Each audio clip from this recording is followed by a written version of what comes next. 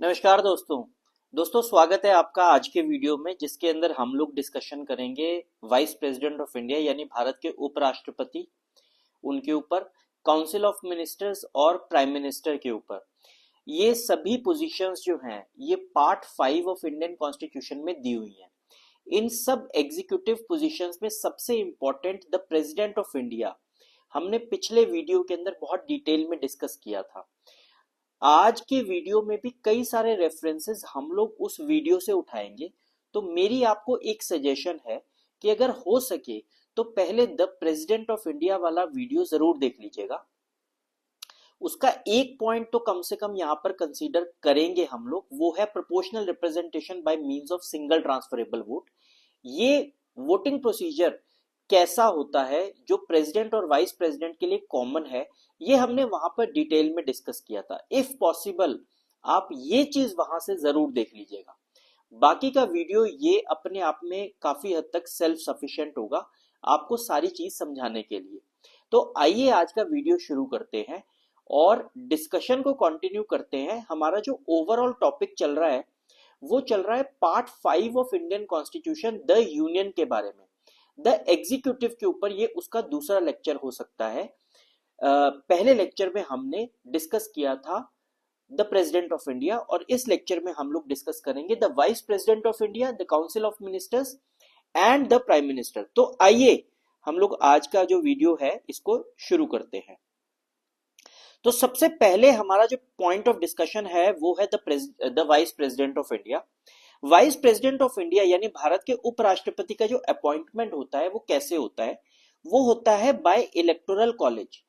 ये हमने पिछले वीडियो में भी देखा था, जो प्रेसिडेंट ऑफ इंडिया होते हैं वो डायरेक्टली इलेक्टेड नहीं होते हैं। उसी तरीके से वाइस प्रेसिडेंट ऑफ इंडिया भी डायरेक्टली इलेक्टेड नहीं होते हैं। वाइस प्रेसिडेंट ऑफ इंडिया जो है वो भी भारत के जो उपराष्ट्रपति हैं वो भी एक इलेक्टोरल कॉलेज के द्वारा ही निर्धारित किए जाते हैं, उनका अपॉइंटमेंट किया जाता है। प्रेसिडेंट के इलेक्टोरल कॉलेज के अंदर सारे इलेक्टेड एमपीज और एमएलए को इंक्लूड किया गया था, लेकिन प्रेसिडेंट के इलेक्टोरल कॉलेज और वाइस प्रेसिडेंट के इलेक्टोरल कॉलेज में एक फंडामेंटल डिफरेंस है। दो फंडामेंटल डिफरेंसेस है। पहला ये कि वाइस प्रेसिडेंट के इलेक्टोरल कॉलेज में यानी इनको जो लोग चुनते हैं उस कैटेगरी के अंदर एमएलए इंक्लूड नहीं होते हैं। और दूसरी बात, प्रेसिडेंट के इलेक्टोरल कॉलेज में केवल इलेक्टेड एमपीज इंक्लूड होते थे, जबकि वाइस प्रेसिडेंट के इलेक्टोरल कॉलेज में इलेक्टेड प्लस नॉमिनेटेड दोनों एमपीज इंक्लूड होते हैं। तो वाइस प्रेसिडेंट का जो इलेक्टोरल कॉलेज है it consist of members of both houses of parliament. Lok Sabha और राज्यसभा में जितने भी मेंबर्स हैं, चाहे वो इलेक्टेड हैं चाहे वो नॉमिनेटेड हैं, वो सब मिलकर भारत के उपराष्ट्रपति का चुनाव करते हैं। कैसे करते हैं? By proportional representation by means of single transferable vote. जो वोट वो देते हैं उस वोट को में रैंकिंग होती है और जिस व्यक्ति को सबसे ज्यादा वोट्स मिलते हैं, 50% से ज्यादा वोट्स जिसको मिल जाते हैं, उसको उपराष्ट्रपति चुन लिया जाता है। ये जो वोटिंग उपराष्ट्रपति की जाती है ये सीक्रेट बैलेट के द्वारा होती है, छुपाकर होती है, यानी कोई किसी के वोट का, मतदान का कोई देख नहीं सकता कि किसने किसको वोट दिया। तो it happens by a secret ballot. अगर आप भारत का उपराष्ट्रपति पद के लिए अगर आप खड़े होते हैं तो आपकी एलिजिबिलिटी क्या है to qualify as a candidate? आपकी उम्र लगभग कम से कम 35 ईयर्स होनी चाहिए, आप सिटीजन ऑफ इंडिया होने चाहिए, आपकी एलिजिबिलिटी राज्यसभा की होनी चाहिए, मतलब आप इतने एलिजिबल होने चाहिए कि आप राज्यसभा का मेंबर बन सके। ये आपकी एलिजिबिलिटी क्राइटेरिया है। और इसके अलावा जो चौथी क्राइटेरिया है वो है कि आप भारत सरकार के अंडर या किसी स्टेट गवर्नमेंट के अंडर कोई ऑफिस ऑफ प्रॉफिट होल्ड नहीं करेंगे। हमने पिछले वीडियो में भी इसके बारे में डिस्कशन किया था कि कई पोजीशंस भारत सरकार की या स्टेट गवर्नमेंट्स की ऐसी होती हैं जिन्हें आप ऑफिस ऑफ प्रॉफिट कहते हैं। ऑफिस ऑफ प्रॉफिट का मतलब यह है कि आप हो सकता है किसी पब्लिक सेक्टर एंटरप्राइज के चेयरमैन हो, किसी बोर्ड के या किसी कमिटी के मेंबर हो, जिन्हें भारत सरकार या फिर भारत की जो जुडिशरी है वो ऑफिस ऑफ प्रॉफिट मानती है। तो अगर आप ऐसी किसी पोजीशन पर बैठे हुए हैं, तो अगर आप उपराष्ट्रपति का चुनाव लड़ना चाहते हैं तो सबसे पहले आपको उस पोजीशन से अपने आप को रिजाइन करना पड़ेगा। आप रिजाइन कीजिए, उसके बाद आप उपराष्ट्रपति का जो चुनाव है वो लड़ सकते हैं। अगर आप उपराष्ट्रपति बन चुके हैं तो रिमूवल कैसे किया जा सकता है, आपको अपनी कुर्सी से कैसे हटाया जा सकता है। उपराष्ट्रपति को हटाने के लिए जो रेजोल्यूशन पास होना है वो केवल और केवल वायलेशन ऑफ कॉन्स्टिट्यूशन के बेसिस पर ही होना चाहिए। जो रेजोल्यूशन लाया जाएगा वो केवल, उसका आधार केवल और केवल वायलेशन ऑफ कॉन्स्टिट्यूशन होगा। दूसरी बात, वो जो रेजोल्यूशन लाया जाएगा उसका इंट्रोडक्शन सबसे पहली बार केवल राज्यसभा में ही किया जा सकता है। जो रेजोल्यूशन है वो केवल राज्यसभा में लाया जा सकता है, और राज्यसभा में जब वो रेजोल्यूशन लाया जाएगा तो उसे एब्सोल्यूट मेजॉरिटी चाहिए पास होने के लिए। पहली बात, जो रेजोल्यूशन आपके रिमूवल, उपराष्ट्रपति के रिमूवल के लिए आएगा वो केवल वायलेशन ऑफ कॉन्स्टिट्यूशन पे होगा। दूसरी बात, वो रेजोल्यूशन केवल राज्यसभा में इंट्रोड्यूस हो सकता है। तीसरी बात, उस रेजोल्यूशन को राज्यसभा में पास होने के लिए एब्सोल्यूट मेजॉरिटी चाहिए। एब्सोल्यूट मेजॉरिटी का मतलब राज्यसभा की जो टोटल स्ट्रेंथ है, टोटल स्ट्रेंथ का 50% से ज्यादा उसको सपोर्ट करना चाहिए रेजोल्यूशन को, तभी वो रेजोल्यूशन पास हो सकता है। जब वो रेजोल्यूशन राज्यसभा में पास हो जाएगा उसके बाद उस रेजोल्यूशन को लोकसभा में भेजा जाएगा, जहां केवल और केवल सिंपल मेजॉरिटी चाहिए उसको पास करने के लिए। Simple majority, absolute majority, effective majority, ये सारी की सारी मेजॉरिटीज हम लोग एक अलग लेक्चर में डिस्कस करेंगे। आज के वीडियो में आप इतना समझ सकते हैं, सिंपल मेजॉरिटी जितने लोग बैठे हुए हैं किसी सदन में उनका 50%, और एब्सोल्यूट मेजॉरिटी का मतलब है जितने लोग उस सदन में एग्जिस्ट करते हैं, जो उस टाइम पर कुर्सी पर हैं। उस टाइम पर मतलब कि चाहे उस दिन प्रेजेंट ना हो, जैसे कि एक क्लास है, क्लास में 60 बच्चों के रोल नंबर लिखे हुए हैं लेकिन एक पर्टिकुलर डे पर केवल 45 बच्चे आए हुए हैं, तो present and vote, simple majority का मतलब है कि 45 बच्चे आए हुए हैं तो 23 बच्चों ने अगर हाँ बोल दिया तो रेजोल्यूशन पास है। लेकिन एब्सोल्यूट मेजॉरिटी का मतलब है कि अगर 60 बच्चे क्लास में है तो टोटल 31 बच्चों की सहमति उसके लिए चाहिए। तो राज्यसभा के लिए एब्सोल्यूट मेजॉरिटी और लोकसभा के अंदर सिंपल मेजॉरिटी से इस रेजोल्यूशन को पास किया जा सकता है। उपराष्ट्रपति को रिमूव करने का, हटाने का जो रेजोल्यूशन आया है, जब उपराष्ट्रपति को हटाने का रेजोल्यूशन आया है तो वो उस रेजोल्यूशन को इंट्रोड्यूस करने से पहले 14 दिन का नोटिस पीरियड जो है वो दिया जाएगा उपराष्ट्रपति को, ताकि वो सदन में आकर अपनी बात रख सके, वो ये कह सके कि क्या उन्होंने सच में कोई गलती की है या ये रेजोल्यूशन जो है इसका कोई मतलब है या नहीं। मतलब उनसे सवाल जवाब किए जा सकते हैं सदन के अंदर, और उसके बाद रेजोल्यूशन जो है वो शुरू किया जाएगा। तो ये प्रोसीजर है हमारे उपराष्ट्रपति को हटाने का। नेक्स्ट आता है कि उपराष्ट्रपति के फंक्शंस क्या हैं, उनके काम क्या है। तो सबसे इंपॉर्टेंट काम जो है उपराष्ट्रपति का वो ये होता है कि ये ex officio chairman of Rajya Sabha होते हैं। हमारे पार्लियामेंट के दो हाउसेज हैं, एक लोकसभा और दूसरा राज्यसभा। लोकसभा के अध्यक्ष को हम लोग स्पीकर बुलाते हैं, राज्यसभा के अध्यक्ष को हम लोग चेयरमैन बुलाते हैं। तो जो राज्यसभा के चेयरमैन है वो एक्चुअली में कौन है, वो है भारत के उपराष्ट्रपति। हमें यहाँ ये समझने की जरूरत है कि राज्यसभा का चेयरमैन भारत का उपराष्ट्रपति नहीं है। भारत का उपराष्ट्रपति जो है वो राज्यसभा का चेयरमैन होता है। तो he is the x official chairperson of the Rajya Sabha. दोनों में फर्क ये है कि राज्यसभा अपने अध्यक्ष को देश का वाइस प्रेसिडेंट नहीं बनाती है। देश का जो वाइस प्रेसिडेंट जो भी बनता है वो उस टाइम की राज्यसभा का ऑटोमेटिकली चेयरपर्सन बन जाता है। तो सारी की सारी राज्यसभा की जो प्रोसीडिंग्स हैं उसके अध्यक्ष कौन माने जाते हैं, वो है हमारे वाइस प्रेसिडेंट। ये एक काम है जो वाइस प्रेसिडेंट करते हैं। और वाइस प्रेसिडेंट का दूसरा काम क्या है, he takes over as the president of India in case कि हमारे जो प्रेसिडेंट है उनकी डेथ हो जाती है, वो रिजाइन कर देते हैं, उनका रिमूवल हो जाता है, या उनके साथ कोई ऐसी घटना घट जाती है कि वो अपना काम नहीं कर पाते, तो इस सिचुएशन के अंदर उनका सारा काम, उनकी सारी जिम्मेदारी जो है वो कॉन्स्टिट्यूशनली वाइस प्रेसिडेंट साहब करते हैं। और ये ड्यूटी वो कब तक निभाते हैं?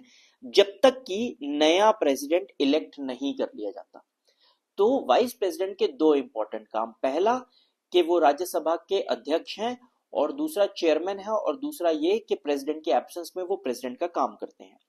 इसके बाद जो अगली बहुत इंपॉर्टेंट पोजीशन होती है हमारी कॉन्स्टिट्यूशन में, जिनको हम रियल एग्जीक्यूटिव हेड बोलते हैं, वो है the council of ministers. The council of ministers, हम लोगों ने प्रेसिडेंट के बारे में डिटेल में पढ़ा है।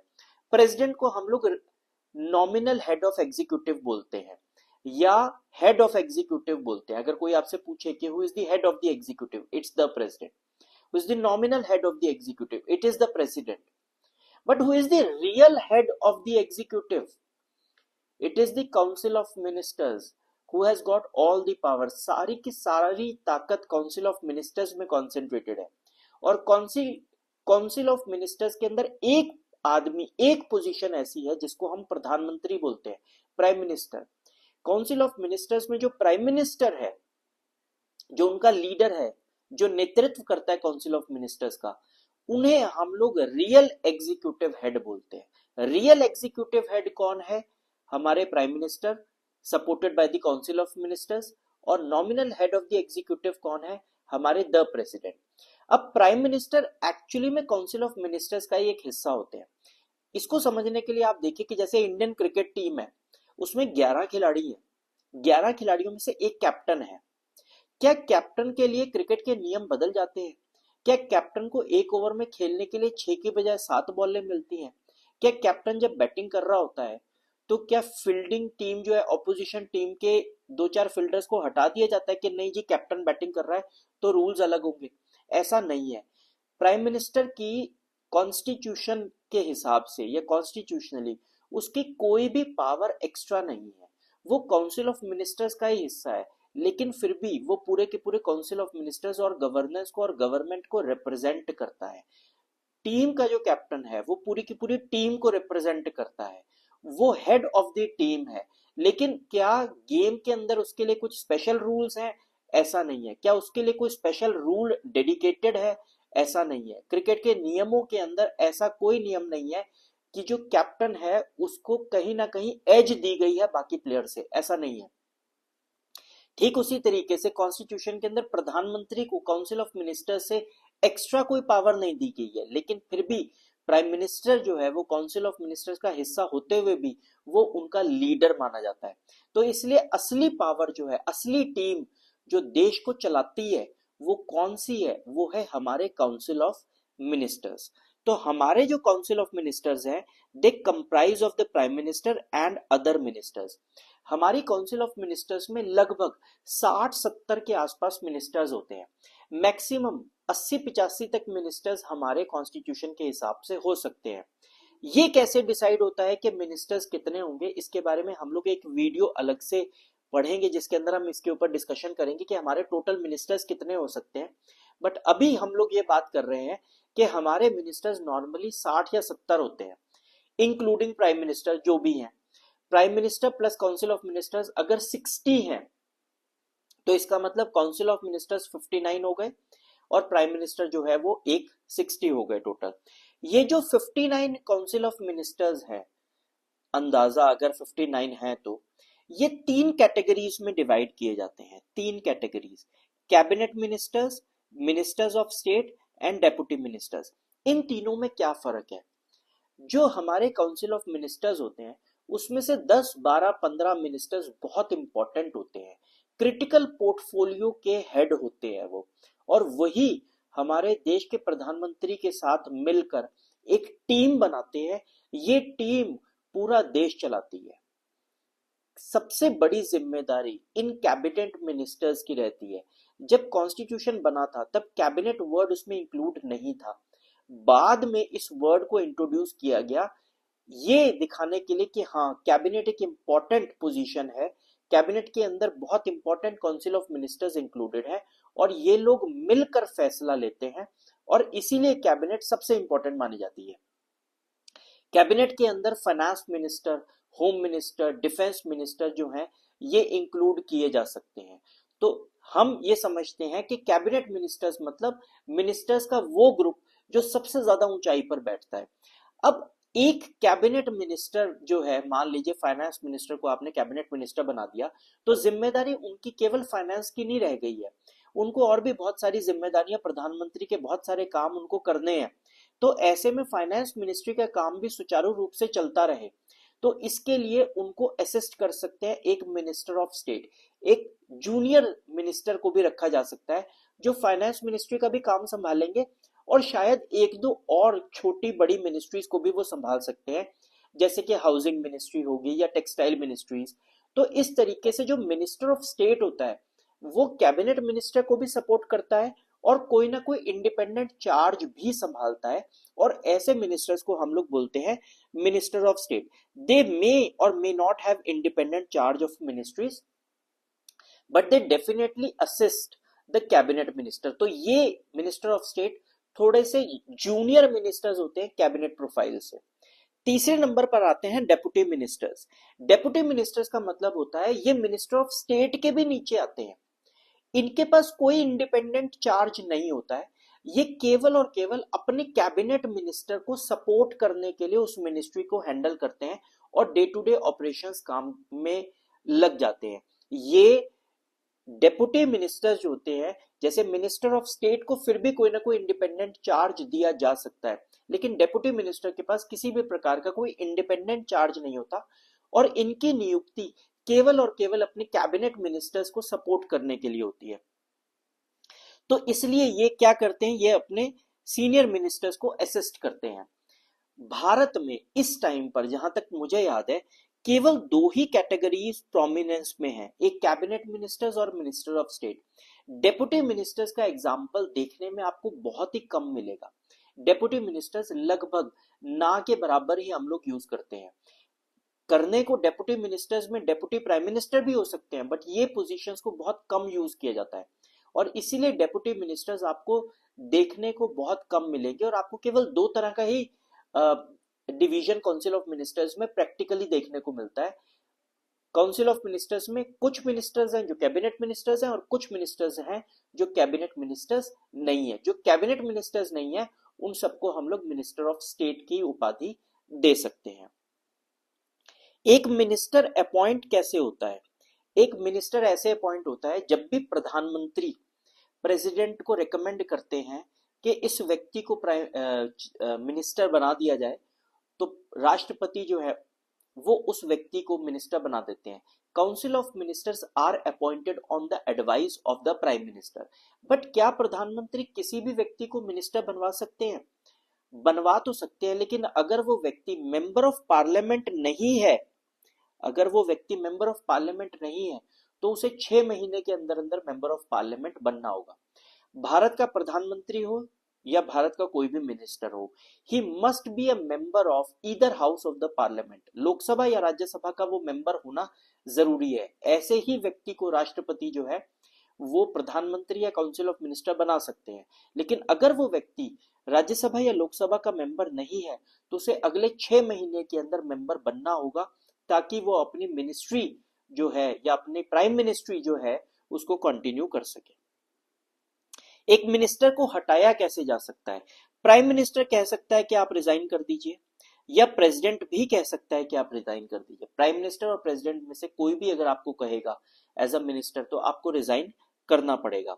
और इसके अलावा अगर प्राइम मिनिस्टर जो है या आपकी काउंसिल ऑफ मिनिस्टर्स जो है वो अगर लोकसभा में अपनी मेजॉरिटी लूज कर दे तो भी आपकी मिनिस्ट्री चली जाएगी, क्योंकि ऐसे में सरकार गिर जाएगी। अगर नो कॉन्फिडेंस मोशन जो है वो लोकसभा में पास हो जाता है, जिसके तहत आपकी मिनिस्ट्री जो है वो अपनी मेजॉरिटी प्रूव नहीं कर पाती है, तो इसका मतलब आपको जाना पड़ेगा और नई मिनिस्ट्री आएगी जिसके पास मेजॉरिटी होगी।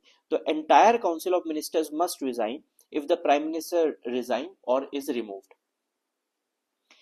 क्या फंक्शंस होते हैं काउंसिल ऑफ मिनिस्टर्स के? Council of ministers including prime minister के सबसे इंपॉर्टेंट फंक्शंस हैं एडमिनिस्ट्रेशन ऑफ द कंट्री। देश चलाने की जिम्मेदारी केवल और केवल काउंसिल ऑफ मिनिस्टर्स की है।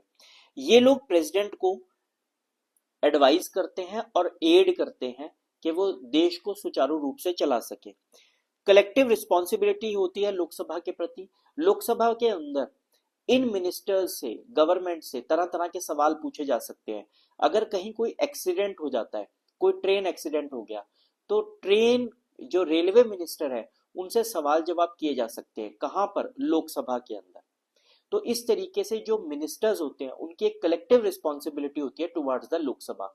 लोकसभा में पूछे हुए सवालों के उनको जवाब देने होते हैं, और इसीलिए वो एक की रोल भी प्ले करते हैं लेजिस्लेटिव प्रोसेस में। कोई भी बिल लेकर आना है, कोई पॉलिसी इंट्रोड्यूस करानी है, कुछ भी ऐसा करना है पार्लियामेंट के अंदर, तो इसकी प्राइम रिस्पॉन्सिबिलिटी जो है वो काउंसिल ऑफ मिनिस्टर्स की होती है। तो एक तरीके से हम ये कह सकते हैं कि इस देश में अगर कुछ भी होता है, ये किसी की भी जिम्मेदारी अगर हमने ठहरानी होती है, तो हम वो काउंसिल ऑफ मिनिस्टर्स की ठहरा सकते हैं। अगली पोजीशन आती है हमारे यहाँ the prime minister of India. हमने जैसे अभी अभी डिस्कस किया, प्राइम मिनिस्टर के लिए कोई स्पेशल प्रोविजंस नहीं है। प्राइम मिनिस्टर जो है काउंसिल ऑफ मिनिस्टर्स का ही एक हिस्सा है, लेकिन वो उन काउंसिल ऑफ मिनिस्टर्स के अध्यक्ष है। तो सबसे पहली बात ये आती है कि प्राइम मिनिस्टर का अपॉइंटमेंट कैसे होता है। प्राइम मिनिस्टर का अपॉइंटमेंट बड़ा सिंपल है।